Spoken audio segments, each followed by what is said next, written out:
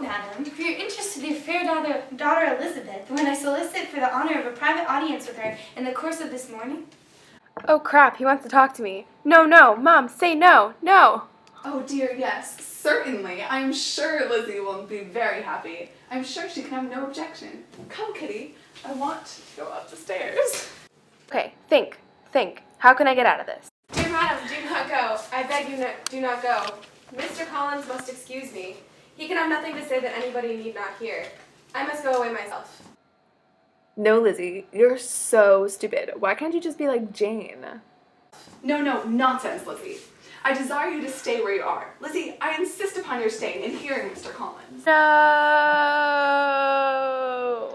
Believe me, my dear Elizabeth, that your modesty, so far from doing you any disservice, rather adds to your other perfections. But before I run away with my feelings on the subject, perhaps it would be advisable for me to state my reasons for marrying you. Oh my gosh, here we go. That toad. How does he think he can get me? Okay, exactly how I rehearsed it. Let's go.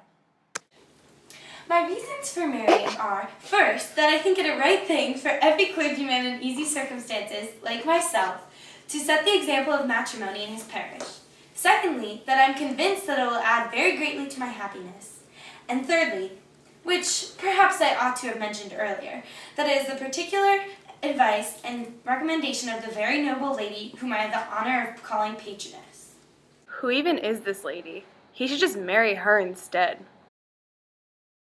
Twice she has condescended to give me her opinion, unasked too, on this subject, and it was but the very Saturday night before I left Hunsford, between our pools at Quadrille. I'm kind of hungry. I wonder what's for lunch. I really hope there are potatoes involved. I love potatoes, especially mashed potatoes, and also baked potatoes. I just really like potatoes. Wait, did we go buy the potatoes? Oh yeah, I did. Is he coming for dinner? I really hope not. He doesn't get any potatoes. To fortune I am perfectly indifferent, and shall make no demand that 1,000 pounds and the 4%, which will not be yours till after your mother decease, is all that you may ever be entitled to. Wow, he just never shuts up, does he? On that head, therefore, I shall be uniformly silent, and you may assure yourself that no ungenerous reproach shall ever pass my lips when we are married. Nailed it! Wait, when we're married? He is getting way ahead of himself. You are too hasty, sir. You forget that I have made no answer. Let me do it without further loss of time. Accept my thanks for the compliment you are paying me. I'm very sensible in the honor of your proposals. But it's impossible for me to do otherwise than decline them. Please take the hint. Please leave. She's flirting with me? Playing hard to get, are you? Well, I can flirt too. I am not now to learn that it is usual with young ladies to reject the addresses of the man whom they secretly mean to marry when he first applies for their favor, and that sometimes the refusal is repeated a second or even a third time. I am therefore by no means discouraged by what you have just said, and shall hope to lead you to the altar ere long.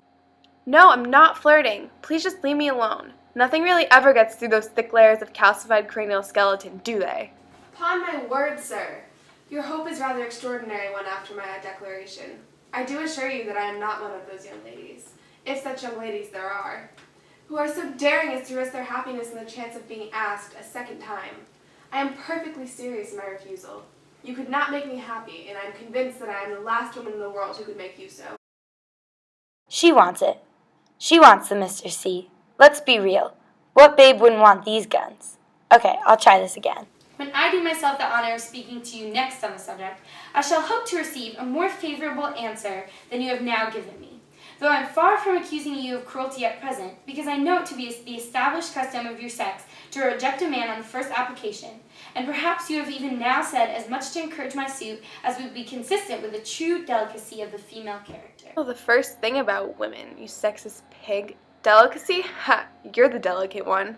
However am I going to get my point across? Really, Mr. Collins, you puzzle me exceedingly. If what I have hitherto said can appear to you in the form of encouragement, I know not how to express my refusal in such a way as to convince you of it being one.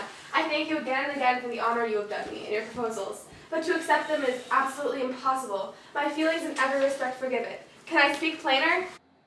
Please just understand this. I want nothing to do with you. You are uniformly charming.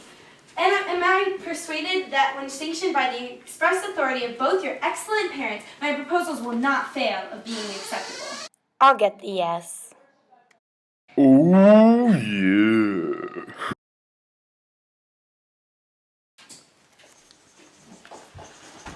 Mrs. Bennet, I proposed to Lizzie twice this morning, and both times she said no. Complete and utter hogwash! Didn't I raise Lizzie to be smarter than this? How many times have I described to her the qualities that constitute eligible bachelors? Mr. Collins has it all. She had better hope that my social prowess can turn this around. But depend upon it, Mr. Collins. Lizzie shall be brought to reason. I will speak to her about it directly. She's a very headstrong, foolish girl, and does not know her own interests, but I will make her know it. Headstrong and foolish? That certainly wouldn't fly by Lady Catherine.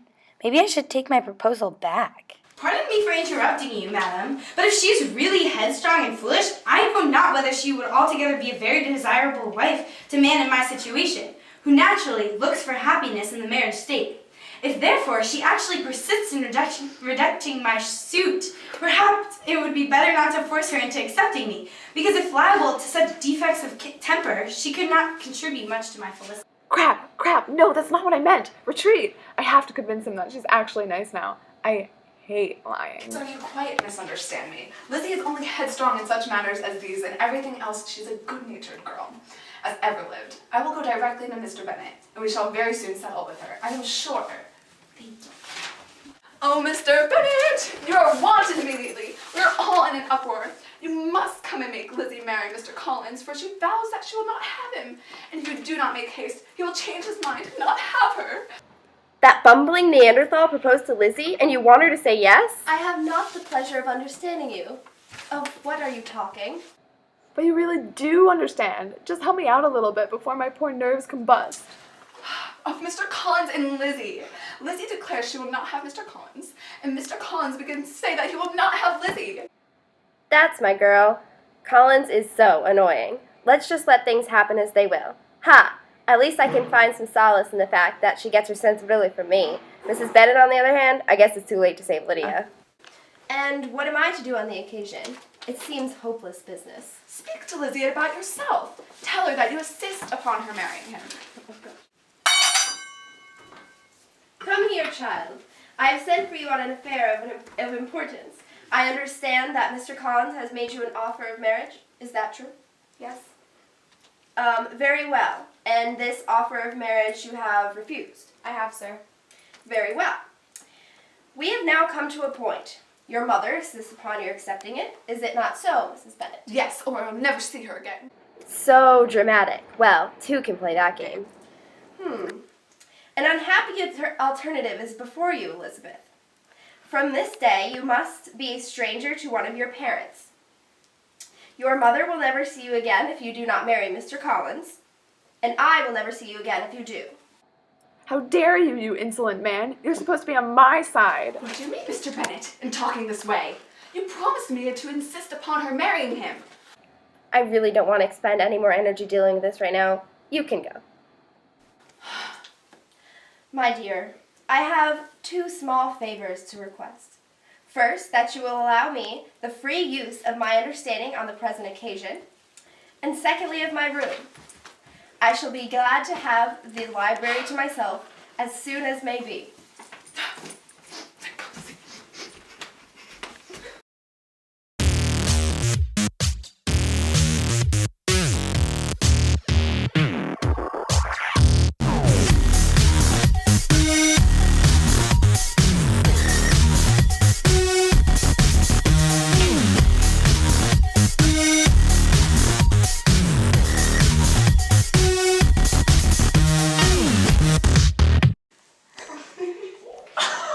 Semester Saber thought.